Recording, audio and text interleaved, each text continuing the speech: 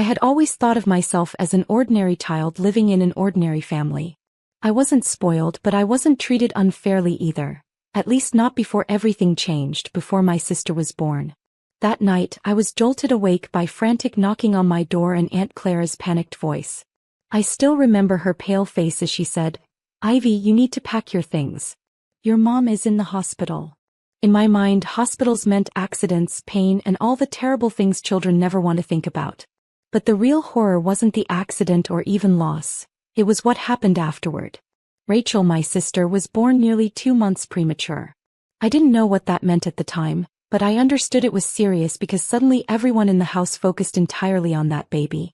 The weeks that followed were a blur of long days spent at Aunt Clara's house, overhearing hushed conversations about Rachel's condition. I wasn't allowed to visit the hospital often, only a few brief meetings with my mother, and each time she would only say one thing: "Be good, Ivy. Mommy is very busy." And so I learned how to become invisible. When Rachel was finally brought home, things became more suffocating than ever. The house we once lived in turned into a sterile fortress where every trace of me slowly faded away. Hand sanitizer, disinfectant wipes, and antibacterial sprays appeared everywhere, to the point that I could smell rubbing alcohol even in my sleep. My mother became obsessed with keeping Rachel safe. She scrubbed every surface at least 3 times a day, monitored the nursery temperature by the hour, and washed her hands so often that her skin cracked. But what hurt me the most wasn't the strict rules or the excessive cleanliness. It was the fact that I no longer belonged in my own family. The slightest sign of illness, a sneeze, a minor cough, would immediately send me to Grandma's house. Or worse, I'd be kicked out of the room with my mother's wary eyes watching me like I was a walking threat. At first, I thought it was a blessing. Grandma Amelia was kind and always let me help her bake. There, I didn't have to whisper every word or tiptoe around like an intruder. But eventually, I realized something painful. I wasn't sent away because my mother cared about me.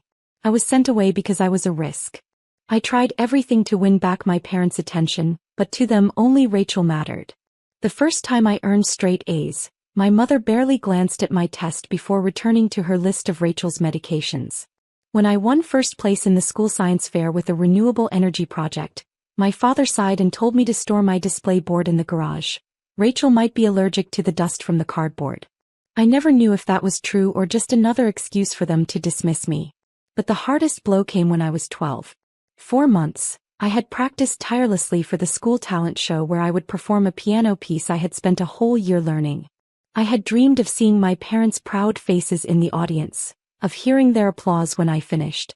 But on the day of my performance, Rachel developed a mild fever, 99.1 degrees Fahrenheit, just a common fever that any child would experience. And just like that, my parents stayed home with Rachel while I stood on stage in a crowded yet utterly empty auditorium. No one was there for me. 2 weeks later, Rachel had a 15-minute flute recital, playing a simple piece that any child could learn in a few days. The entire family, including both sets of grandparents, attended. They clapped, cheered, and spoke of Rachel's natural talent, as if she were a musical prodigy. That was the moment I understood. Nothing I did would ever make them see me. Nothing would ever change the fact that in this family I was nothing compared to Rachel. Rachel quickly learned how to use that to her advantage. From a young age, she knew how to manipulate every situation to get what she wanted. A little fatigue meant skipping school. A slight headache let her lounge on the couch all day, and if she complained about difficult homework, our mother would call the teacher to ask for an extension. Meanwhile, I had to handle everything on my own. Rachel only needed to whine and someone would fix things for her. I didn't hate Rachel. I just hated how my entire world was erased to make space for her. And so I accepted that no one would ever care about me, that no matter what I did, it would never be enough. But I also learned something. If no one would cheer for me, I would applaud myself. If no one would help me succeed, I would carve my own path. I didn't know then that one day quietly walking away from this family would be the best thing I ever did. 10 years passed quietly. I graduated high school with honors, but my parents skipped the ceremony because Rachel had a dance recital. I put myself through college working 3 jobs while maintaining a 4.0 GPA.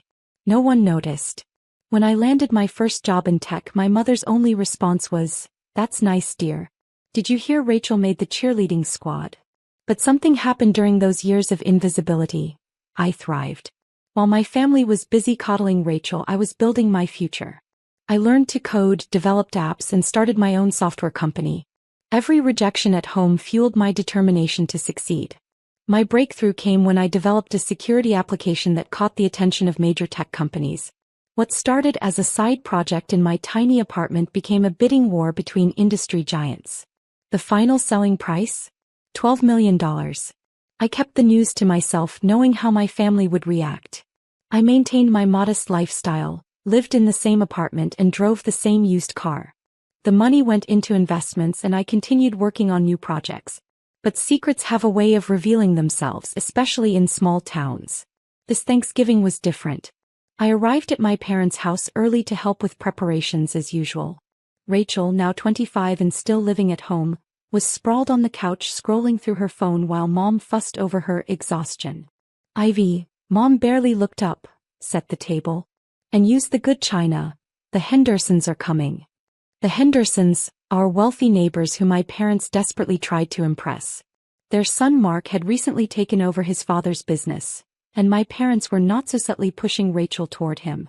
As I arranged the plates, I overheard Mrs. Henderson in the kitchen. "Did you hear about that brilliant young woman who sold her security software? She's from right here in town. Made millions, I heard." I froze. My mother laughed dismissively. "Oh, those tech stories are always exaggerated." No, Mrs. Henderson insisted. "It was in the business journal. Let me find it." She pulled out her phone and my stomach dropped as she scrolled through articles. "Here it is. Ivy Mitchell." "Wait, Ivy? You're Ivy." The silence that followed was deafening. I turned to find my mother staring at me, her face a mix of shock and something else, calculation. Rachel sat up so quickly she knocked over her essential glass of warm lemon water. "What? That's impossible." But Mrs. Henderson was already showing them the article, complete with my professional headshot and details of the sale. $12 million, she read, plus ongoing consulting fees and stock options. What happened next was like watching a theater production unfold. My mother's shock transformed into a syrupy sweet smile I'd never seen directed at me before. My father suddenly appeared interested in my life for the first time in decades. And Rachel's face contorted with an emotion I recognized all too well: entitlement. "Ivy." My mother rushed to hug me, her arms unfamiliar and uncomfortable. "Why didn't you tell us? We're your family."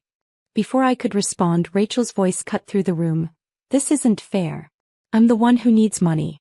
I've been trying to start my influencer career, but I need better equipment, a new wardrobe." "Now, sweetie," Mom turned to Rachel, then back to me with that calculating smile. "I'm sure your sister would love to help her family. After all, family comes first, right?" I stood there, the good china still in my hands, as years of neglect and dismissal crashed through my mind. The same people who couldn't attend my graduation were now looking at me like I was their salvation. "Of course," my father chimed in, "we should discuss how to manage this blessing as a family.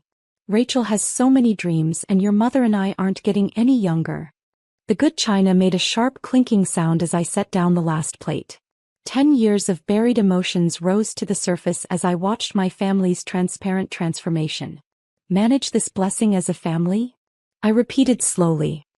"That's interesting, considering I haven't been treated as part of this family for 20 years. "Don't be dramatic, Ivy," my mother waved dismissively. "We've always loved you equally." "Equally?" I laughed, the sound strange even to my own ears. "Let me remind you of what equally looked like." I turned to face them all, including the now uncomfortable Hendersons. "When I was 13, I had appendicitis. I called Aunt Clara to take me to the hospital because you were all at Rachel's dance competition. You didn't visit me once during my 3-day stay because, and I quote, 'Rachel needs routine.'" "That was different," my father started, but I cut him off. "When I got my college acceptance letters, you told me you couldn't afford to help with tuition because you were saving for Rachel's future. I worked 3 jobs, lived on ramen noodles, and nearly collapsed from exhaustion. Meanwhile, Rachel got a new car for her sweet 16. Rachel stood up, her face red. "It's not my fault they loved me more." The room fell silent. Finally, the truth was out. "You're right, Rachel. It's not your fault. It's theirs." I gestured to our parents. "They created this dynamic. But what happens now? That's entirely my choice." My mother stepped forward, her smile strained. Darling, we're family. Surely you want to help your sister achieve her dreams. Dreams. I pulled out my phone and opened Rachel's Instagram. You mean like these posts mocking her loser sister, who works some boring tech job? Or maybe the ones where she jokes about how I'll probably die alone with my computers. Mrs. Henderson gasped softly. My mother's smile faltered.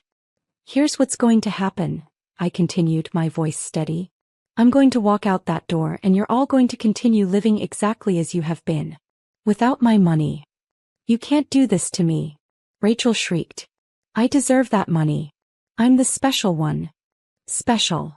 I turned to her. Let me tell you what special looks like. Special is building a company from nothing. Special is working until your fingers bleed and your eyes burn.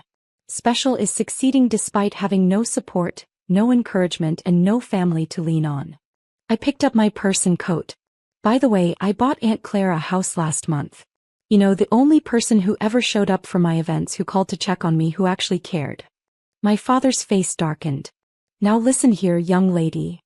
No, you listen. For 20 years I was invisible in this family. I was the backup child, the one you tolerated but never loved. Today you finally saw me, not because you're proud of what I've achieved, but because you want what I've earned. I walked to the door, then turned back one last time. Rachel, you wanted to be an influencer? Here's some influence for you. Success isn't handed to you because you're special.